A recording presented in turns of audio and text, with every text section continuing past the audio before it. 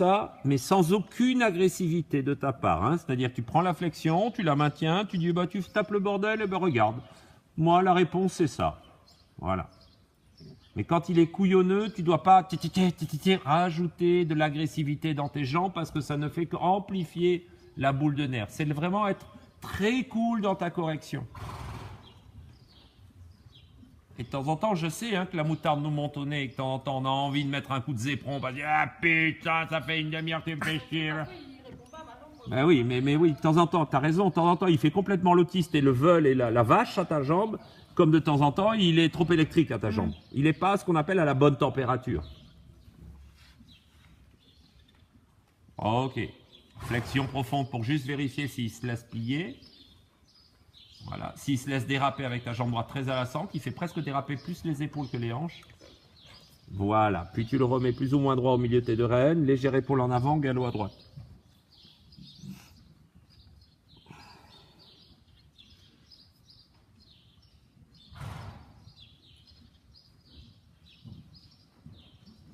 On refait.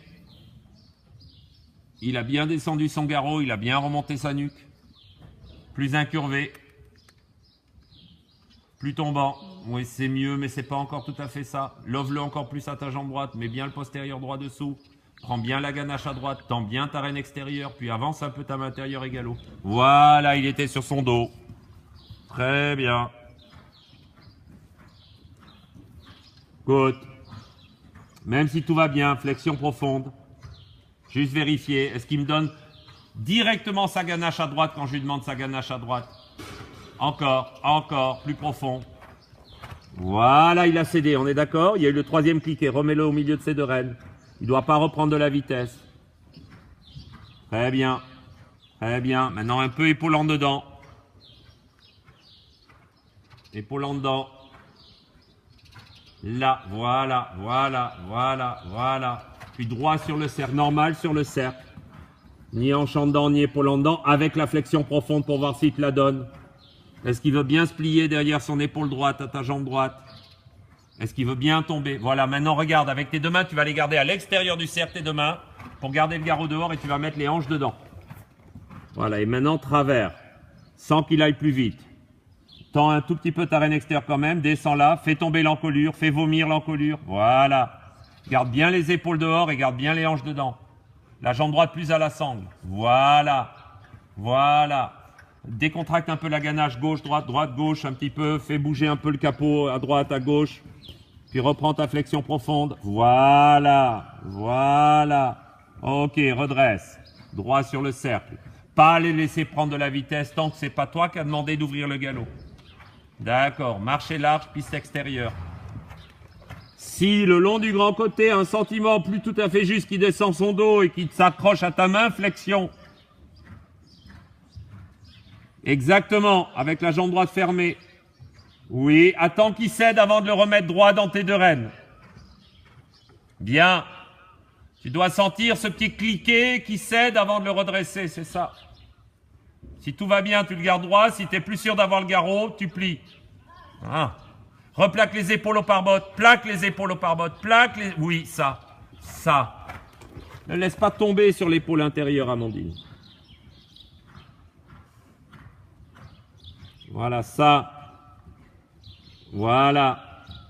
Et redresse. Maintenant, tu remontes une ligne du quart face à moi.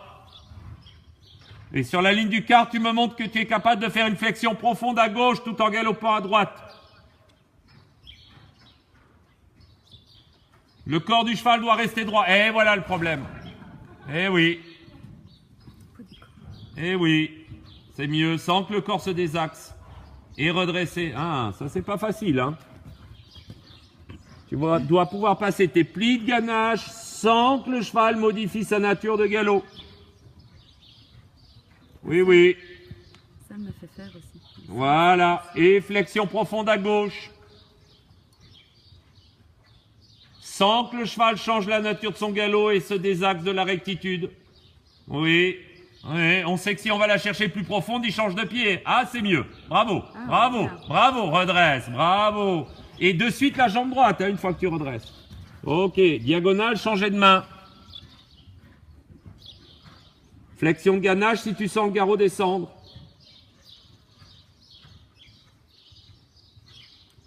Droit, droit, droit, droit. Et tu restes à faux et sur le prochain grand côté, tu remontes le grand côté avec une flexion de ganache profonde à gauche sans qu'il change de pied.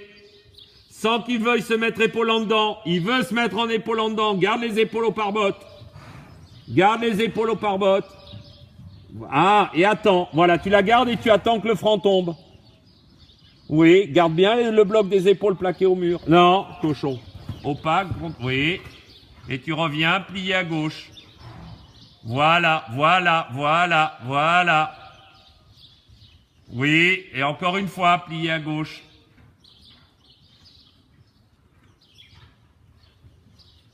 Plié, plié. Garde les épaules au pare-botte, il veut se mettre épaule en dedans. Voilà. Voilà. Même le petit côté comme ça. Non, voilà. Eh oui, parce qu'il tombe sur l'épaule gauche. Sans agressivité, hein. Tu attends la passivité. Oui. Oui. Non. C'est pas grave. Plié de nouveau à gauche.